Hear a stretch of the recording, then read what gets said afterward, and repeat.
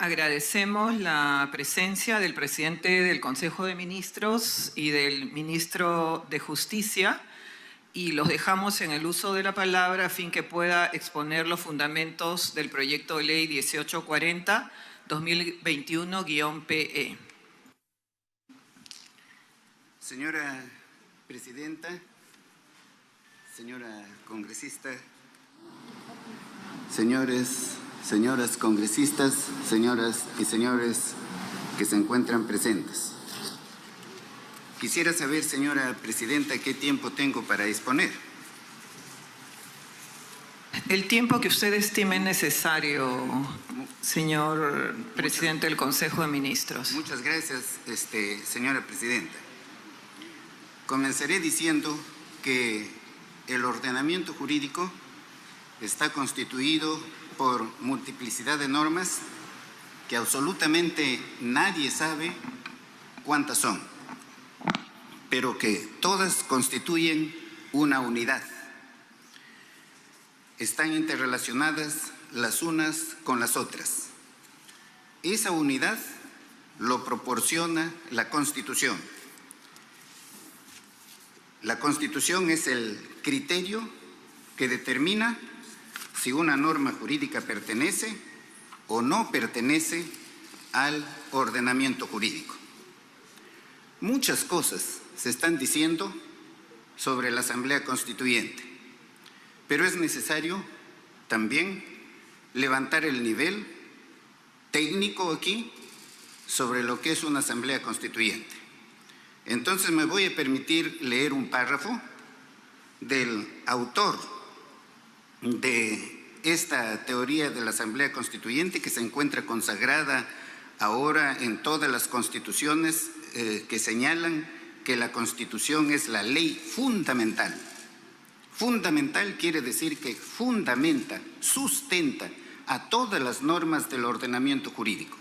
Se trate de una ley, de una ordenanza municipal, de un decreto de urgencia, de un decreto legislativo, de un contrato, de un testamento, de una sentencia, de un laudo arbitral, etcétera, etcétera, etcétera. No hay norma que pueda estar fuera del marco constitucional. Ninguna de esas normas, como nuestra propia Constitución dice, puede violarla ni por la forma ni por el fondo. ¿Qué dice Kelsen al respecto? ¿No? Dice, una pluralidad de normas forman una unidad, un sistema, un orden, cuando su validez puede ser atribuida a una norma única como fundamento último de su validez. En cuanto fuente común, esta norma fundamental constituye la unidad en la pluralidad de todas las normas que integran un orden. Y el que una norma pertenezca a un orden determinado deriva solo del hecho de que su validez pueda ser referida a la norma fundamental que constituye ese orden. La norma fundamental de un orden jurídico positivo es la regla fundamental de acuerdo con la cual son producidas las normas del orden jurídico. De esta norma fundamental no se puede deducir lógicamente las normas singulares del sistema jurídico. Tienen que ser producidas por un acto especial de institución que no es acto intelectual, sino de voluntad. Si acaso se pregunta por qué razón determinado acto coactivo, como el hecho de que un hombre prive a otro de la libertad encerrándolo en la cárcel, es un acto jurídico y pertenece, por tanto, a determinado orden jurídico, sigue como respuesta porque ese acto fue prescrito por una norma individual determinada, por una sentencia.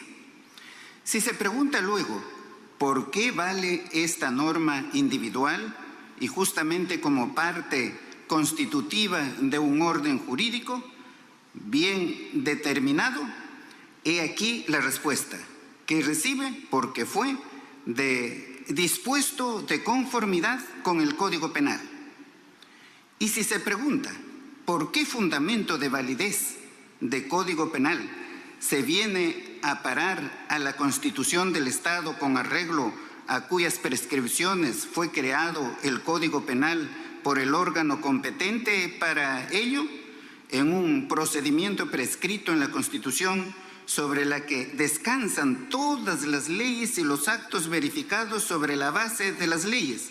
Se llega tal vez a la Constitución más antigua y así, por último, a la primera Constitución histórica que fue promulgada por algún usurpador o por un colegio constituido en la forma que fuere.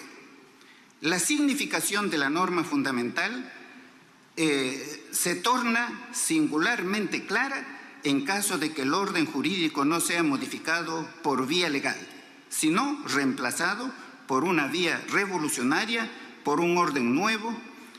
En un Estado hasta entonces monárquico, un grupo de hombres intenta reemplazar al gobierno legítimo por medio de una violenta subversión y sustituir el gobierno monárquico por uno republicano desde el momento en que la conducta efectiva de los hombres no responde más al orden antiguo, sino en general al nuevo. Se opera entonces con este como un nuevo orden jurídico. Se presupone una nueva norma fundamental, ya no aquella que delega en un monarca la autoridad institutora del derecho, sino aquella otra que delega esa autoridad en el gobierno revolucionario. El seguidor más destacado de Hans Kelsen, un gran jurista italiano, Norberto Bobbio, precisamente es el que continúa con este desarrollo y dice: la Constitución es el criterio por el cual se puede determinar si una norma pertenece o no pertenece al ordenamiento jurídico. En el ordenamiento jurídico, todas las normas están interrelacionadas en una relación lógica de fundamentación. Cada norma sirve de fundamento, ¿no?, a una norma inferior y encuentra su fundamento en una norma superior. El Código Civil encuentra su fundamento en la Constitución y sirve de fundamento a las normas que regulan a ese Código Civil o a otras normas individualizadas como sería la Constitución, los laudos arbitrales, etcétera, etcétera, etcétera. Llegando a la cúspide de esa pirámide de Kelsen, nos encontramos con la Constitución. ¿Dónde encontramos el fundamento de la Constitución? Ya no está en el ordenamiento jurídico, ya está fuera del ordenamiento jurídico. Puede ser un acto revolucionario, puede ser el triunfo, ¿no?, de un usurpador, puede ser, ¿no?, un nuevo pacto social, en fin, cualquier otro hecho al cual Hans Kelsen lo denomina la norma hipotética fundamental. Eso está demostrado a través de toda la historia de la humanidad. Todos los poderes que están allí establecidos en la Constitución, absolutamente todos, son poderes constituidos. El Congreso de la República, por ejemplo, es un poder constituido. Tiene límites para poder ejercer su función. No se puede salir más allá del ordenamiento jurídico. Para dar una ley tiene que haber un proyecto de ley que tiene que ser remitido a la comisión donde debe ser dictaminado, eso pasará al pleno, si lo aprueba el pleno entonces ya tenemos la autógrafa que será remitida al Ejecutivo para que la promulgue y la publique. Ese es el procedimiento que está señalado en la Constitución. El propio reglamento del Congreso puede establecer algunas excepciones, pero no puede transgredir esa forma que está señalada allí en la Constitución. Se tiene que sujetar a la Constitución, límites formales, pero también se tiene que limitar a los límites de contenido que están previstos en la Constitución. Si la Constitución dice que en el Perú hay libertad de credos, el Congreso no podría dar una ley que diga que en el Perú se profesa solamente tal o cual religión. El fundamento entonces de la Constitución está fuera de la Constitución.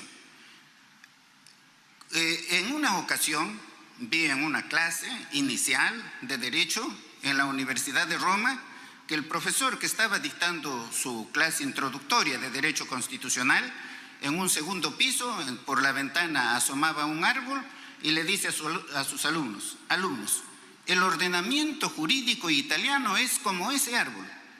Todas las normas, todas las ramitas, hasta la que está más lejana, pasando de rama en rama, llega a encontrar su sustento en el tronco.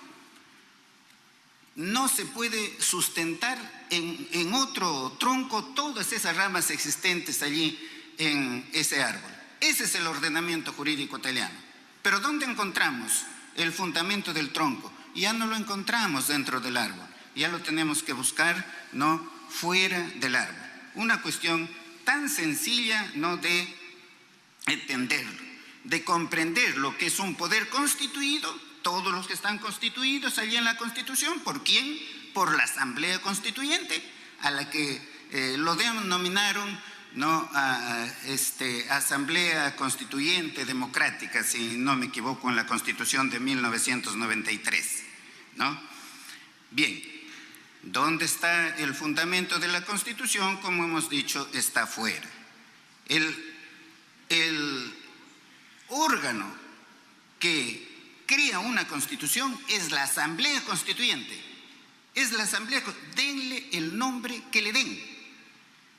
No, es el poder supremo, es el poder del pueblo. El poder del pueblo es el que ha puesto, por ejemplo, aquí a los congresistas. Los congresistas están sujetos al mandato del poder popular.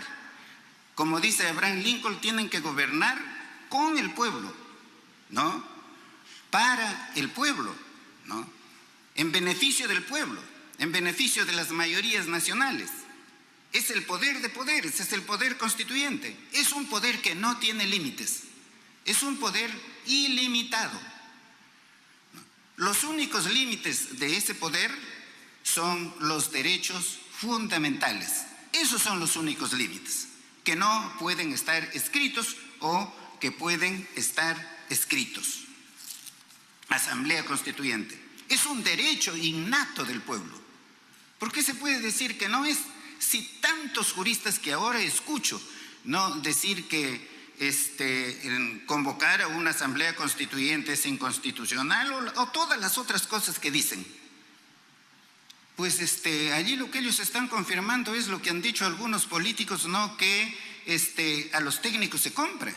Como en otra oportunidad dijeron todo lo contrario. Dijeron que no se puede, ¿no?, privar de su derecho fundamental al pueblo a convocar una Asamblea Constituyente. El expresidente del Perú, Valentín Paniagua, dijo, yo hubiese convocado a una Asamblea Constituyente, pero no la convoqué porque van a decir que quiero perennizarme en el poder. Sin embargo, nombró una comisión de estudio de bases de la reforma constitucional peruana, ¿no?, integrada, por ejemplo, por Diego García Sayán, Domingo García Belaúnde, Javier de Belaúnde, Samuel Abad, Alberto Borea, Francisco Eguiguren, Jorge Danós, Javier Alba Orlandine, ¿no?, Samuel Abad y una serie, ¿no?, de constitucionalistas del más alto nivel, por lo menos en ese momento. Todos llegaron ¿a qué conclusión? Llegaron a la conclusión de que es posible convocar a una Asamblea Constituyente, ¿no? O si no, decían a convocar a un referéndum para consultar al pueblo, por supuesto, sobre si es posible, ¿no?, si es que el pueblo desea una Asamblea Constituyente. Y para que no haya duda, les voy a leer las conclusiones, ¿no?, las alternativas. Por ejemplo, una de las alternativas dice, utilizar uno de los mecanismos que la actual Constitución de 1993 prevé para reformar la Constitución, teniendo en cuenta lo siguiente: introducir una reforma total incorporando la Constitución de 1999, aprobando esta decisión en 2 legislaturas sucesivas o en una y una ulterior ratificación en referéndum. Otra alternativa, ¿no? Aprobar una ley de referéndum para consulta al pueblo si quiere retornar a la Constitución de 1979 y si es así, convocar a una asamblea constituyente para que reforme la actual Constitución. Aprobar una ley de referéndum para que el pueblo decida si quiere que se apruebe una nueva Constitución que recoja lo mejor de la tradición histórica del Perú. De ser el caso, sería convocada una asamblea constituyente expresamente para ello. ¿Qué dice Domingo Valle Riestra? Valle Riestra dice: una asamblea constituyente es omnímoda, ilimitada, plenipotenciaria, imprescriptible, no tiene más fronteras que los derechos humanos escritos y no escritos. Y sigue desarrollando el tema hasta llegar a la Constitución francesa. ¿Qué dice Domingo García Belaúnde? Iniciativa de referéndum sobre constituyente no debe pasar por el Congreso. Dice: pero la misma norma parece mantener aún el filtro parlamentario de las consultas populares. Bueno, está mal esta ley, dice, de Fujimori, que dice que cualquier iniciativa debe pasar por el Congreso. No puede pasar porque es un referéndum. Para que pase por el Congreso no se requiere que pase en el Congreso. Entonces, ¿cuál es la gracia? El referéndum es una alternativa al Congreso. En ese sentido, solo basta reunir las firmas y convocar a esa consulta por la constituyente. Así es que hay que recoger firmas y que el electorado sea el que decida. El Congreso no tiene por qué aprobar nada, ¿no? Y sigue desarrollando Domingo García Belaúnde. Eguigure: lo ideal es una constituyente, ¿no? Manuel Sánchez Palacios, que por entonces era un magistrado supremo, dice: el derecho del pueblo a tener un referéndum es inalienable, y sigue desarrollando el tema. En el mismo sentido, Jorge Santisteban de Noriega: fue durante mi gestión como decano del Colegio de Abogados de Lima que por primera vez se compró el kit electoral para recoger firmas, ¿no? Interpusieron una acción, luego en definitiva resolvió el Jurado Nacional de Elecciones. ¿Qué dijo el Jurado Nacional de Elecciones? Que lo que está en cuestión ahora es solamente la entrega del formato a un promotor, quien se propone reunir el número de adherentes suficientes que permitan sostener un pedido de referéndum, lo que no puede ser limitado con argumentos de carácter instrumental, porque se agravia el derecho que tienen todos los peruanos de participar en la vida política de la nación, pues al fin de cuentas el poder del Estado emana del pueblo, como así lo establecen los preceptos constitucionales recogidos en el artículo 2, inciso 17 y 45 de la vigente Carta Política. Y así por el estilo, tenemos a los más grandes constitucionalistas que dicen que sí es posible convocar a una asamblea constituyente para que dé una nueva constitución. Y en efecto, el Congreso de la República puede modificar la Constitución, parcial o totalmente. Lo reconoce ese derecho la propia Constitución, poder derivado, ¿no? Pero dar una nueva Constitución, no, pues no tiene esa facultad. No se puede arrogar el poder no constituyente del soberano, el poder del pueblo, el poder de quien lo puso en el cargo. No puede arrogarse ese poder supremo. Ese poder supremo es el único que puede dar una nueva constitución. Eso para aclarar un poco lo que no se está diciendo al respecto en los medios, ¿no? Pero también tenemos que el Tribunal Constitucional se ha pronunciado en el mismo sentido, ¿no? Dice en una de sus sentencias: una constitución supone ante todo un poder constituyente. Los poderes públicos se hallan todos ellos, sin excepción, sometidos a reglas y leyes que no pueden modificar a su antojo. En cambio, el poder constituyente lo puede todo.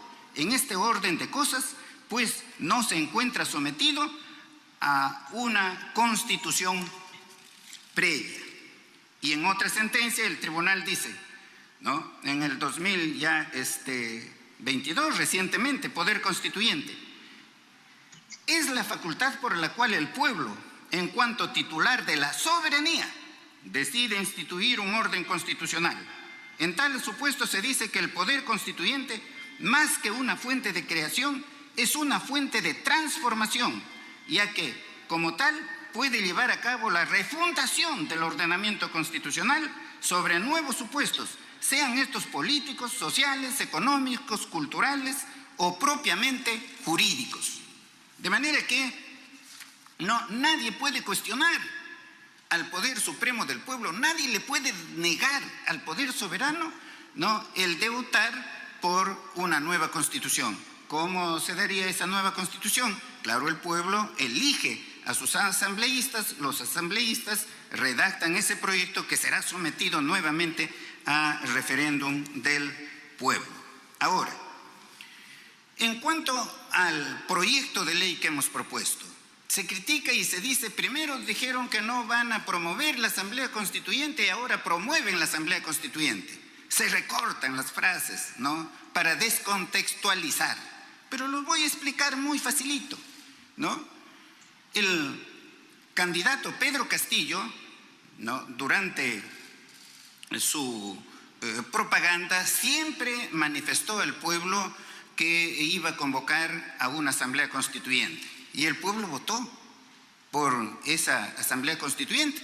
Pero en cuanto jura como presidente, conversamos con el presidente, ¿no?, y llegamos a esta conclusión.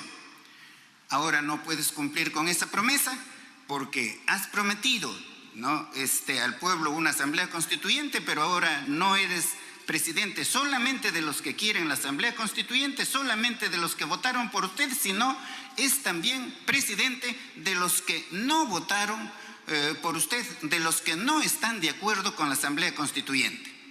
Eso es lo que se estaba, ¿no?, haciendo permanentemente, no se estaba promoviendo la Asamblea Constituyente.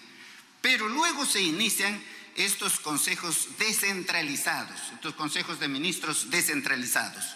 Y llegamos a cualquier lugar, ¿no?, y lo primero que pide la gente es, en primer lugar dice, cierren el Congreso. Y en segundo lugar dice, Asamblea Constituyente, cumplan con su promesa, convoquen a una Asamblea Constituyente. Muy bien, cierren el Congreso. Ustedes saben, a todo el Perú le consta que el Ejecutivo no ha dado la menor señal de querer cerrar el Congreso.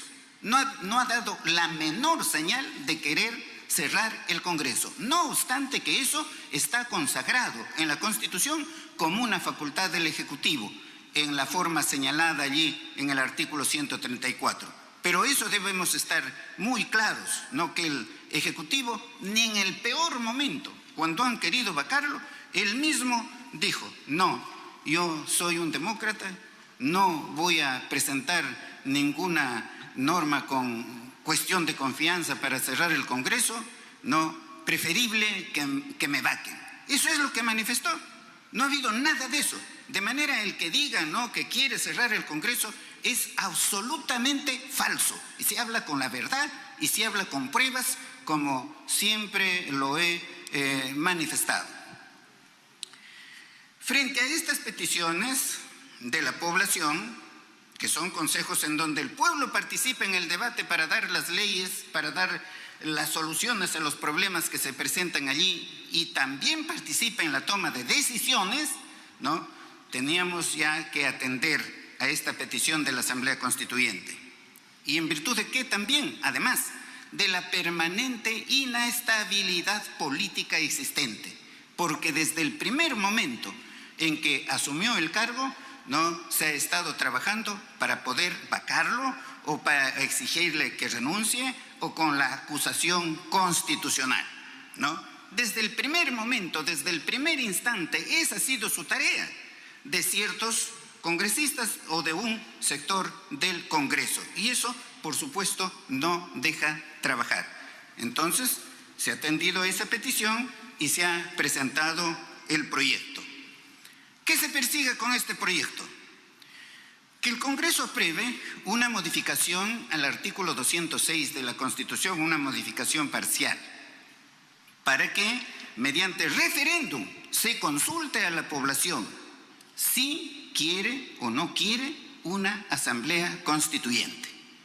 Y si quiere una asamblea constituyente, para que se vaya a la elección de los integrantes de esta comisión, de esta asamblea constituyente, y a fin de que redacten la Constitución.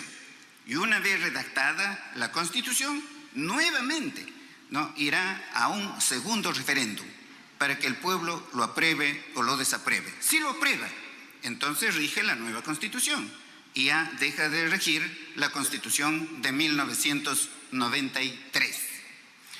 Pero, sin embargo, vienen pues las argumentaciones. Lo que quiere es, con una asamblea constituyente, perennizarse en el poder. Pedro Castillo ni los ministros van a participar en la redacción de la nueva Constitución. No, van a ser los miembros de esta asamblea constituyente, elegidos. ¿Elegidos por quién? Elegidos por el pueblo, ¿no? Luego se dice que incluso sería una asamblea corporativa. ¿Que les desagrada que participen todos los peruanos? En esa constitución, en ese proyecto de constitución, sobre la base del censo de 1917, se establece que el 40% de representantes serán por las organizaciones inscritas, el 40%, el 30% por candidatos o candidatas independientes, el 26% por representantes de pueblos indígenas y el 4% por representantes de los pueblos afroperuanos. Aquí ninguno va a ser elegido a dedo, ninguno. Todos van a ser elegidos por iniciativa del pueblo y de estas organizaciones. Será, por supuesto, el Jurado Nacional de Elecciones, como lo dice el propio proyecto, el que establezca cómo van a intervenir estas organizaciones, el financiamiento de estas organizaciones en su propaganda o con el fin de acceder a la Asamblea Constituyente. También aquí en este proyecto expresamente se manifiesta que la Asamblea Constituyente no podrá interferir en las instituciones ya constituidas y que no podrá reducir el mandato, expresamente no podrá reducir el mandato de los congresistas ni del presidente. ¿Por qué entonces se dice que se quiere cerrar el Congreso con esto? Nada de eso, expresamente lo estamos diciendo. Expresamente lo que se tiene que decir, lo que tenemos que aprender en el Perú es hablar con la verdad, porque estamos un poco descalificados, con muchas falsedades que se dice en nuestro medio y que nos perjudica a todos los peruanos. Entonces, señora presidenta, señora congresista, señores, este proyecto de ley no tiene nada absolutamente de inconstitucional, como salieron a decir muchos constitucionalistas. No sé de dónde inventaron eso, que es inconstitucional. No, señor, el poder constituyente no tiene por qué estar regulado en una constitución. Ya no sería poder constituyente, ya sería un poder constituido.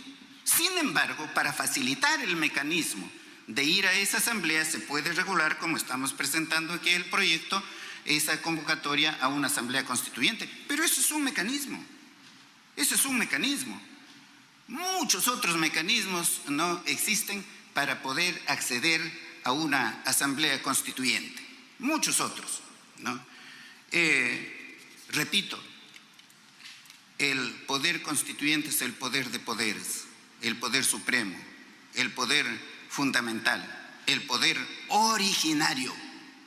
Todos los demás poderes, absolutamente todos, son poderes derivados que tienen límites. ¿Por qué no se quiere la Asamblea Constituyente? ¿Por qué no se quiere? Pero antes de eso, para que no quede en el vacío esto, Se ha presentado el proyecto, el Congreso de la República lo debate aquí en la comisión, si quiere lo aprueba, si no quiere no lo aprueba. Eso está dentro de la competencia del Congreso de la República. ¿Nosotros qué podemos hacer? Absolutamente nada, absolutamente nada, ¿no? Y ya lo he dicho públicamente, ¿no? Está dentro de su competencia. ¿No? Pero ¿por qué no se quiere una asamblea constituyente? Y lo que no se dice, porque incluso se ha dicho públicamente, el pueblo no quiere asamblea constituyente, sino el pueblo quiere comer, el pueblo quiere trabajo. ¿Saben qué? Señoras y señores, ¿saben qué, señora presidenta? La asamblea constituyente necesita ser modificada por otra asamblea constituyente para que el pueblo también coma. Porque son aquí, ¿no?, los grandes monopolios y oligopolios los que no quieren una nueva constitución, pero no tienen el coraje de salir a decir, no, que esto afectaría a los grandes monopolios. Los grandes monopolios, los oligopolios, los acaparamientos, las posiciones dominantes, las especulaciones, son las que fijan, ¿no?, los precios de los bienes y servicios. Y fijan esos precios, por supuesto, sumamente altos. El pueblo que no tiene dinero deja simplemente de comer. Así es que es absolutamente falso que no se requiera una nueva constitución para que el pueblo también coma. Porque en una nueva constitución se debe eliminar estas malas maniobras que existen en el campo económico y que hablan de libertad de mercado. ¿De qué libertad de mercado hablan? Libertad de mercado quiere decir libre competencia, ¿no? Que las personas ganen libremente lo que el mercado le puede ofrecer, ¿no?, sin estos monopolios, oligopolios, etcétera, etcétera. Y por supuesto que paguen sus impuestos, ¿no?, para poder atender las necesidades de las mayorías nacionales. Miren ustedes, el Ejecutivo da una norma por la cual no exonera a los combustibles del impuesto selectivo al consumo. ¿Qué hacen los monopolios de los grifos? O no bajan los precios en la misma proporción o bajan un mínimo, o sea, se aprovechan de la norma para enriquecerse. ¿Y por qué? Porque la Constitución señala la economía social de mercado, pero acto seguido dice el Estado podrá realizar actividad económica solamente subsidiariamente. Eso es lo que tiene que salir de la Constitución. Claro que a los grandes monopolios, oligopolios, ¿qué le va a convenir esto? Eso tiene que salir de allí. Y Petroperú, la empresa más importante del Estado, debe entrar a la comercialización de estos combustibles para poder bajar el precio de los combustibles. Ahora, no dirán, pero eso ¿en qué lo beneficia a la población? Claro que lo beneficia, baja el precio de los combustibles, baja los pasajes, no, baja, no, el precio de los alimentos de primera necesidad. Por supuesto que hay que eliminar los contratos leyes. Es otra cosa que no les gusta, pues, los que se benefician con los contratos leyes. Eso afecta la libre competencia. No es lo mismo que en el mercado existan dos empresas. Uno con una ley que lo protege, un contrato ley, por ejemplo, que le otorga estabilidad tributaria. Y otra empresa que no tiene estabilidad tributaria. ¿Cómo es que pueden competir libremente estas dos empresas en el mercado? Es imposible. Por eso es que no desarrollamos, por esos frenos que hay allí en nuestra Constitución. Hay que acabar con eso de que en el artículo 62 se establece, no, el principio de los derechos adquiridos. Y hay que quedarnos con el principio de los hechos consumados, que ya está en la Constitución. Ya el artículo 62 fue modificado por el artículo 103 de la propia Constitución, porque ese artículo fue modificado posteriormente. Cuando hay conflicto entre dos normas, una antigua y otra nueva, la antigua queda derogada. Pero el Poder Judicial, el Tribunal Constitucional, ¿ha dicho algo al respecto? No, todos los días escuchamos, no se pueden revisar los contratos. Pero para que la comunidad entienda qué quiere decir derechos adquiridos, lo voy a explicar con un ejemplo muy fácil. Imagínense ustedes un contrato de arrendamiento. Arrienda una casa por $1,000 mensuales, ¿no? Por el plazo de 1 año. A los 6 meses se da una ley por la cual ese arrendamiento se reduciría a $800 mensuales. Según esta teoría de los derechos adquiridos, ¿no?, todos los que celebraron sus contratos con anterioridad se siguen rigiendo por esa ley anterior y siguen cobrando, ¿no?, o los arrendatarios siguen pagando los $1,000 mensuales. La modificación solamente servirá para los nuevos contratos que se celebren. Por la teoría de los hechos consumados, que rige prácticamente en todo el mundo, ¿no?, la nueva ley no solamente rige los hechos que se produzcan a partir de su entrada en vigencia, sino también los hechos y actos que se han producido con anterioridad, pero que siguen desarrollándose durante su vigencia. En el ejemplo propuesto, ¿no?, el arrendatario pagará los 1,000 hasta la entrada en vigencia de la nueva ley y pagará los 800, ¿no?, a partir de la entrada en vigencia de esa nueva ley. Claro que eso necesita pues una explicación amplia, pero aquí no hay el tiempo suficiente para explicar cada institución. Entonces, tiene que regir el principio de los hechos consumados. Claro que hay que hacer una serie de modificaciones, por ejemplo, la reelección de los congresistas o de revisar si desean la reelección del presidente, ¿no? Si se mantiene la estabilidad de los congresistas durante los 5 años o si son renovados por tercios o por mitades a la mitad de su mandato, ¿no? Si se conserva la obligatoriedad del voto o se establece el voto facultativo y una serie de modificaciones que se harían. Si se mantiene la regionalización, ¿qué regionalización es la que tenemos? Es una departamentalización. Sería mejor ir, por supuesto, a construir las grandes macroregiones, que sería mucho más útil. Pero bueno, eso requiere pues de toda una explicación, incluso con el sistema electoral. Si se mantiene allí esa institución con 3 cabezas o solamente se lo mantiene con una sola cabeza, que nos brindaría mucho mayores seguridades. Si se mantiene la obligatoriedad del voto electrónico.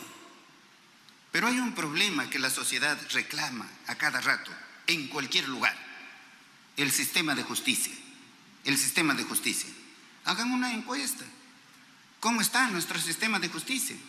¿Qué predictibilidad hay allí? No, absolutamente nada. Allí tiene que haber una reforma en el Poder Judicial, en el Ministerio Público, en la Junta Nacional de Justicia, en el Tribunal Constitucional. Y fíjense ustedes toda esa parte que habría que reformar de la Constitución.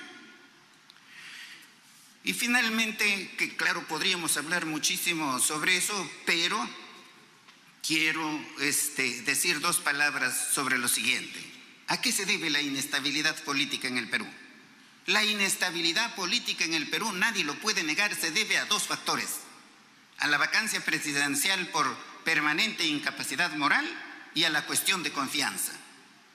Nosotros hemos presentado un proyecto de ley al Congreso para que se modifique eso, ¿no? De acuerdo allí, valga la redundancia, al acuerdo nacional que también lo propuso, ¿no? Pero sin embargo, eso no se ha tocado. Solamente se ha tocado la cuestión de confianza para disminuir, por ejemplo, por supuesto, la facultad del Ejecutivo, pero que se mantenga incólume la facultad del Congreso para poder terminar con el mandato presidencial, ¿no?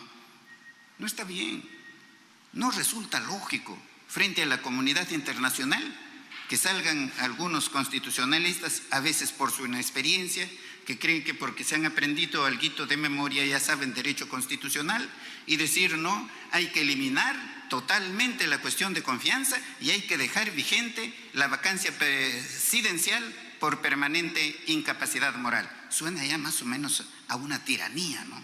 A una tiranía, a destrozar el equilibrio de poderes. Pero en fin, en nuestro país todo puede pasar, ¿no? Todo puede pasar. En fin, fíjense ustedes por qué es importante una asamblea constituyente. Pues en 2 palabras estamos diciendo por qué es importante esa asamblea constituyente. Pero no estamos imponiendo la asamblea constituyente. Eso estamos proponiendo como un proyecto de ley para que el Congreso lo debata, ¿no? Lo analice, ¿no? Lo aprueba bien, no lo aprueba también. El Ejecutivo no va a hacer nada con relación a eso. Y eso sí, ¿no? Decir a mis colegas constitucionalistas que aprendan a ser honestos. Y ser honesto quiere decir hablar con la verdad. No se puede decir que el presidente quiere perennizarse en el poder si en el proyecto mismo se está diciendo que no es así, que su mandato termina indefectiblemente cuando vence el periodo para el cual ha sido elegido, como el de los congresistas también. No se puede decir que el Ejecutivo va a señalar a dedo, ¿no? A los constituyentes. Absolutamente falso, porque todos van a ser elegidos por el soberano, por el pueblo, No se puede decir, porque es una inmoralidad, que el Ejecutivo quiere redactar su propia Constitución. El Ejecutivo no va a redactar una sola letra de esa Constitución. Va a redactar esa Constitución la Asamblea Constituyente. Y esa Constitución redactada por la Asamblea Constituyente va a ser sometida a la decisión del pueblo mediante referéndum para que lo apruebe o lo desapruebe. Solamente si lo aprueba tendremos nueva Constitución. En caso contrario, no hay nueva Constitución. Sigue rigiendo la Constitución de 1993. Muchas gracias, señora Presidenta. Muchas gracias a todos.